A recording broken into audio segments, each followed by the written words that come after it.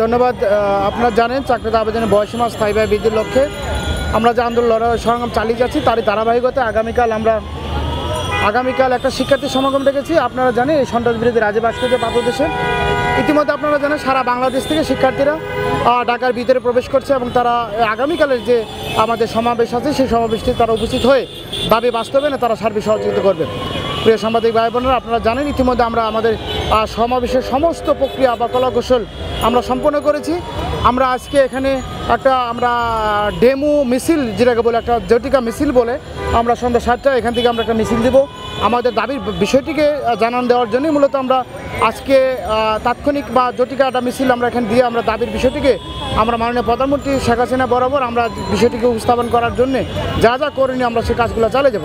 ইতিমধ্যে ঢাকা বিশ্ববিদ্যালয়ের যে শিক্ষার্থীরা বিভিন্ন হলগুলো থেকে ইতিমধ্যে এসেছে তারা বলছে তারা আমাদের এই সমাবেশ এবং মিছিলগুলোতে তারা সম্পৃক্ত হবে এবং দাবি বাস্তবায়ন ইতিমধ্যে সাবেক ছাত্রলীগ নেতৃবৃন্দ যারা আছেন তারাও এই দাবির প্রতি সমর্থন জ্ঞাপন করে সম্পৃক্ত হওয়ার জন্য আশাবাদ ব্যক্ত করেছেন। প্রিয় সাংবাদিক এবং প্রিয় শিক্ষার্থী ভাই বোনেরা, ইতিমধ্যে আমাদের আজকের এই পূর্ব প্রস্তুতির মুহূর্তে আপনাদের একটা জিনিসই বলতে চাই, আগামীকাল আপনার দাবি বাস্তবায়নে আপনার রক্তবিন্দুতে যদি 35 আপনারা দীর্ঘদিন রাজপথে থেকে করে থাকেন তাহলে নিশ্চয় কালকের এই সমাবেশের অনুপস্থিতিরা আপনাকে কষ্ট দেবে। তাই বলি আপনারা কালক্ষেপণ না করে যেখানে আছেন বাংলার যে প্রান্তে আছেন এই দাবি বাস্তবায়নে আপনাদের সকলের সক্রিয় অংশগ্রহণ আমরা প্রত্যাশা করছি। প্রিয় সংগ্রামী ভাই বোনেরা, আপনারা জানেন দীর্ঘ প্রায় 8 থেকে 10টি বছর এই আন্দোলন হাঁটে পাবা করে আজকে এই পর্যন্ত এসেছে। আমরা চাই আগামীকাল এটা সমাপ্তি ঘটুক এবং মাননীয় প্রধানমন্ত্রীর কাছে আমরা প্রত্যাশা থাকবে কালকে যেন আমাদের এই দাবির বিষয়টি তিনি সুরাহা করে দেন এবং আমরা যেন পড়ার টেবিলে ফিরে যেতে পারি।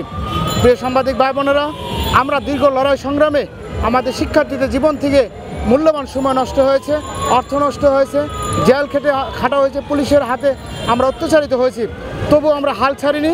আগামীকাল ইনশাল্লাহ আমাদের একটা চূড়ান্ত শিক্ষার্থী সমাবেশ আমরা ডু অর ডাই টাইপের কর্মসূচি হাতে নিয়েছি।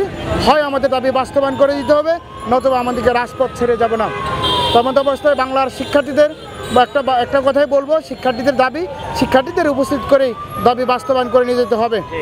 প্রিয় সাংবাদিক ভাই বোনেরা, আবারও বলি আপনাদের মাধ্যমে আমরা সারা বাংলার মানুষের ঘরে ঘরে আমাদের এই বার্তা পৌঁছে দিতে চাই। আগামীকালের জন্য আহ্বান করছি আপনারা সকলে যে যেখান থেকে পারেন আপনারা এই আমাদের আন্দোলনে সম্পৃক্ত হবেন। ধন্যবাদ। আগামীকাল আসলে আপনাদের দাবিতে একাত্মতা প্রকাশ করে কারা উপস্থিত থাকবে? ধন্যবাদ।